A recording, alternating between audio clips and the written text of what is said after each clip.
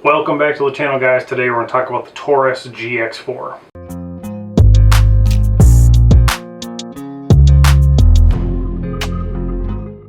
So I was browsing around in the Fleet Farm ad the other day and I found the Taurus GX4 that was on sale. And traditionally I'm not a big fan of Taurus. They've had a fairly poor opinion in the 90s into the 2000s, so I know their more recent guns have had better quality, and honestly, they've performed a lot better. The G2C, the G3, the Taurus TX22 has been very well received guns. I honestly didn't know about the GX4 until I saw it the other day and did a little bit of research on it, and I thought this could be kind of a fun gun to do a review on, as well as test my honesty with you guys to see what I authentically think of a new Taurus. Quick specs on the gun: think of it as the competitor to the P365 base model. Not the XL, not the X and that kind of stuff, but the base model 365 is what this thing is designed to kind of go after. And the specs and dimensions are very similar between the two. So the basic specs on it: barrel length is about 3 inches, the overall slide length is just over 6 inches, and it is just under 4.5 inches tall. And I'll roll the specs up on either side so you can see the exact dimensions there. When you buy it, it does come with 2 magazines. They are 11 rounders. A P365 base model has 10 rounders, so this does have 1 additional round capacity in it. It does come with 2 of them in the box. You get an additional grip module if you want to change that out, and then you get this cute little keychain. And what's kind of cool about this is actually your takedown lever. Onto the pistol itself here, basic striker fired micro compact pistol, but it's got pretty decent texture around the grip. I do like that. It does have some texture up here on the side, and then you'll notice there's no takedown lever on the left like your typical, like the 365, XDS, any of the guns I've shown recently. And the slide lock is in the back. It is pretty well protected. It doesn't seem an issue there. Onto the left side, or the right side of it though, you'll see that there is a slot here, and that's where this thing comes in place, because you take the little tab there, insert it, twist it back, and your slide comes off. So pretty cool, pretty easy takedown there. Talking about the slide itself, it does have front and rear serrations on the slide, which I do like. And then the sights on it is blacked out in the rear, and then a white dot up front. So it's actually got a pretty nice sight picture on it. I like how it points. I like the feel of it. The front sight is pretty easy to pick up, just in kind of your basic dry fire and a little bit of shooting. I have taken it to the range one time and put 50 rounds through it. So this is kind of my initial thoughts and shots of the pistol. We will do a 500 round review, kind of as our usual with pistols, in the coming weeks. But yeah, I got the tungsten model. As you can see, the slide is tungsten, the grip is black. They do make an all black version. The MSRP is $399.99 on the black, or $419.99 for the tungsten version. In-store price, you're looking at $350 for the black, $360 for the tungsten. If they're on sale, you can find better prices. Just looking around now, I can see them for like $330-ish, $320. So sales exist if you want to get one. We'll take it down again here real quick, just so I can show you the basic grip module like usual. And then it does have the recoil spring and barrel. So it's a typical striker fired pistol.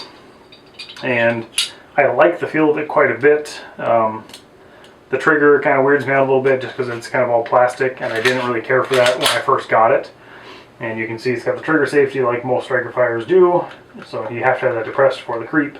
And this is something I'm noticing. So like I said, I took it to the range the other day, I put 50 rounds through it, and I wasn't super happy with the performance. Now, before I started this video, I've been dry firing and just kind of playing around with it to see, and I thought it was the gun. It might be me, and it's a weird thing that I'll try and show you here. So we racked it. I'll show you kind of the trigger take up here. Obviously, depress that trigger safety. You've got a little bit of creep to the wall.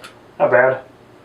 And it's a heavy pull. It's not bad, but it's just kind of heavy. Now, when I shot it at the range, it was pretty crisp. I liked it. But what I have noticed here is if I have my trigger finger just barely in there and break it, now when I rack it, the trigger's dead. And this is what I ran into at the range the other day. Shooting PMC bronze 115 grain, and currently I cannot get the second shot to go. The trigger's dead every time. So either my grip is bad, it's not getting the full cycle to reset that trigger, or I don't know what, but not a great start for the GX4.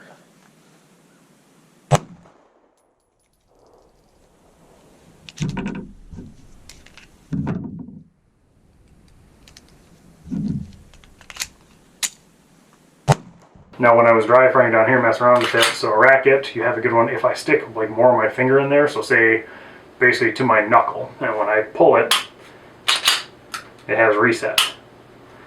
But when I do just the trigger finger, like just the kind of the tip of it, I don't get a reset. So I don't know why it's doing that. If that's a, I mean, it seems like it's a me thing, but it's weird that the gun would be that finicky with a trigger finger. All the guns I've shot over the years, all the pistols I've shot, I've never had one do this. So we're gonna go to the range this weekend. When you're watching this, we'll be at the range. But that's weird to me, and I've never had a gun do that. So kind of weirds me out, throws me off. In the 50 rounds I shot, I only had one magazine go clean. Everything else I had to manually rack. And what I was basically doing at the range was insert the mag, rack the first round, I'd squeeze, and then the trigger would be dead. There'd just be nothing there, and I would have to just rack it ever so slightly, and then it would be fine.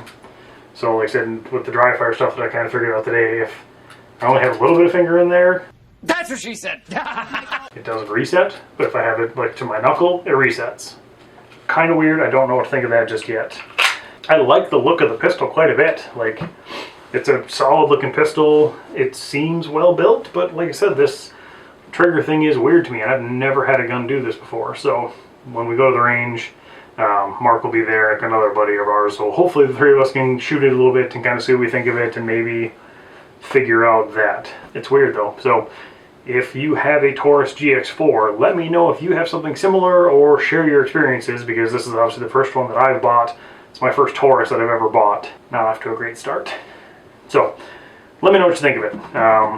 Yeah, like I said, it's got all the characteristics. That would be a pretty sweet little pistol. I like the feel of it. I like the size of it. It's got everything you think it would need, and it feels good in the hands. It points well.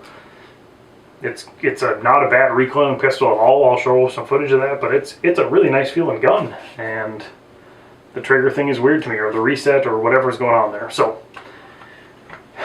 like I said, we'll have a 500 round review. Hopefully things get better. It's just weird to me. I've never had the gun do that before. So, like I said, if you've got one of these, drop it in the comments. Let me know what you think of it and your experiences with it if you've had any issues. It certainly seems like Taurus has improved their quality control over the last couple of years. I've actually listened to a couple of podcasts with their new, I believe, CEO. His name's Bert something. I can't remember offhand, but he's came from Walther. He's now with Taurus. He seems like a really cool guy. I like his vision and his thought process behind getting Taurus better opinion in the industry, I guess, and fixing some of their warranty claim issues. So it seems like he's on the right track, and maybe this is just me, like I said, but we'll see. We'll do the review on it like usual. So look forward to a 500 round review in the future. If you want to see that, go ahead and hit that subscribe button. We'd love to have you here for the future videos. We've got a couple of fun things coming up here soon. So as always, we appreciate your support, and I love seeing the comments, the likes, the shares. I like seeing the back-end analytics on this. We wouldn't have any of that without you guys, so props to you. I do appreciate that very much, and we look forward to seeing you in the next video. Hopefully a 500 round review on this in a couple of weeks. Give us a month, give or so. Kind of, it's our usual 2 to 3 weeks in between, so hopefully around a month from now we have the 500 round review. But like I said, if you want to see that, hit that subscribe button. Keep you informed on all the stuff we have coming up in the future and any of our other shenanigans as we go along. But thanks so much for watching. Like, share, subscribe. We'll see you in the next video. Thank you.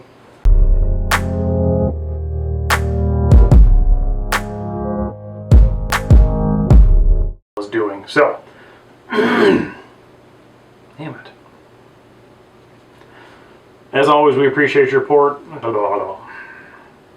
As always, we appreciate your... Oh, God damn it. Having a stroke.